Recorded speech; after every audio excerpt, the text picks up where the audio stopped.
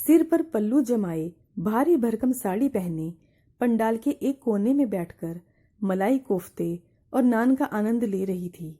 तभी सामने से मेरी देवरानी आती नजर आई और कहने लगी, क्या भाभी, एक कोने में बैठकर खाना खा रही हैं?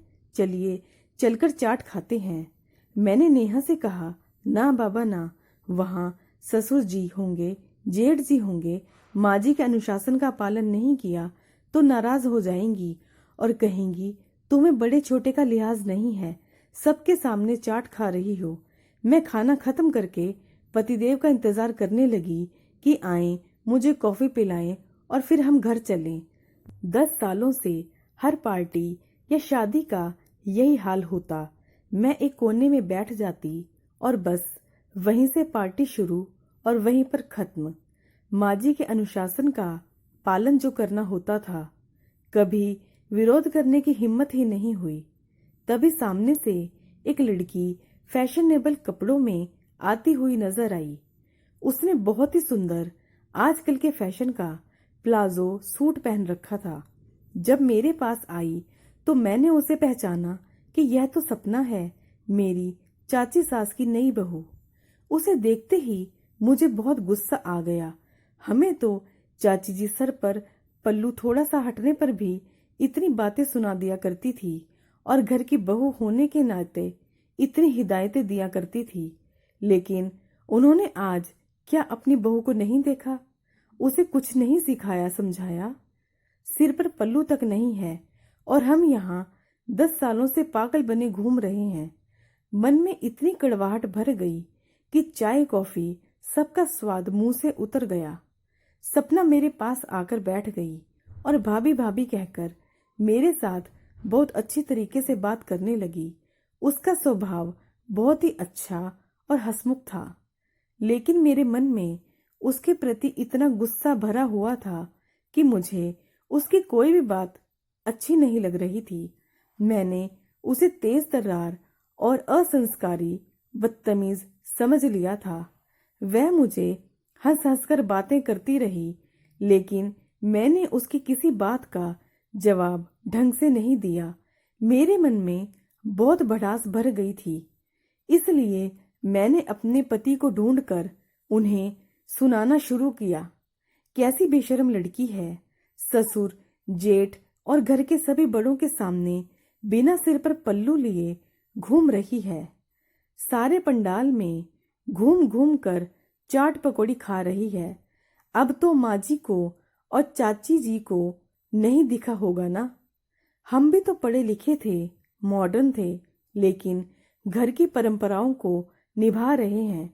लेकिन यह कल की आई लड़की ने सारी परंपराओं को ताक पर रख दिया। इन्होंने मेरी सारी राम कहानी सुनी, ना हाँ कहा ना कहा। कुछ दिनों बाद सपना का मेरे पास फोन आया। उसने कहा, भाभी आप साड़ी में बहुत सुंदर लगते हो, मुझे भी साड़ी पहनना सिखाएंगी? उस दिन की भड़ास मेरे मन में भरी हुई थी। मैंने सपना को सुनाना शुरू किया कि तुम कितनी बेशर्म हो, तुम्हें शर्म नहीं आती? घर की बहू होकर बिना सिर पर पल्लू लिए प्लाजो सूट में पूरे पंडाल में इधर से उधर घूम रही थी, चाट पकौड़ी खा रही थी। घर की मान मर्यादा का कुछ ख्याल नहीं है तुम्हें? हमें देखो, जब से शादी करके आए हैं, साड़ी में सिर पर पल्लू के बिना घर से बाहर कदम भी नहीं निकालते, और एक तुम हो कि। बस कीजिए भाभी, क्या हो गया है आपको? मैंने ऐसा भी क्या कर दिया कि आप मुझे सुनाए जा रहे हैं? मेरा सूट कितना शालीन लग रहा था, क्या बुराई है सूट पहनने में? क्या मैंने कोई अभद्र कपड़े पहने हुए थे?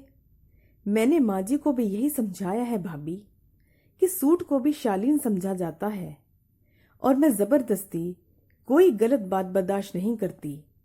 रूढ़िवादी विचारों को ढोने की आखिर क्या जरूरत है? मैंने कोई गलत काम नहीं किया है।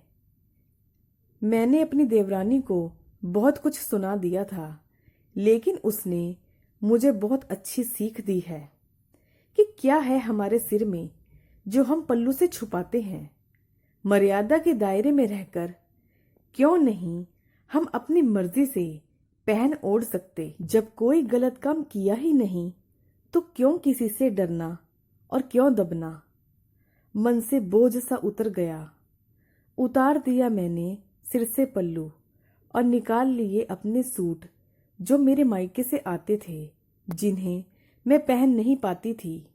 बन गई खुश मिजाज सपना की तरह, दबे हुए मन से नहीं, खुले मन से। सासू माँ को भी मैंने सपना के दिए तर्क समझाए। सासू माँ को 2-4 दिन तो अजीब सा लगा, लेकिन उसके बाद वो ठीक हो गई। दोस्तों, अगर ये वीडियो आपको पसंद आए तो मेरे चैनल को सब्सक्राइब करना ना भूलें। वीडियो को लाइक करें, शेयर करें। आपका बहुत बहुत धन्यवाद।